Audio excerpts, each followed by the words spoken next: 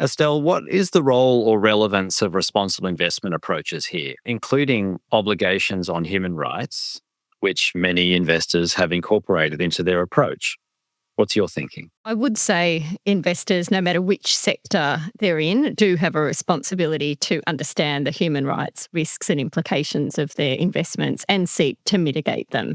This is a social responsibility, but it's also a material financial responsibility. And I don't think it is any different in investing in defence. It's interesting because the reputational risk has really come to the fore, and I'm really keen to understand Mark and Torben's views on this from a sitting in Europe perspective. But here in Australia, we have 48% of Australians have told us through a comprehensive study that we did last year that world events have actually meant that they are keen to screen and to exclude companies that engage in human rights abuses from their investments. And actually 55% of Australians and 80% of New Zealanders want to exclude armaments from their investments. And interestingly, for women, that's higher. So we've had this whole campaign here for pension funds to divest from weapons investing, and the media and civil society have been part of that campaign. So I do think there is a responsibility there to undertake some additional heightened human rights due diligence. But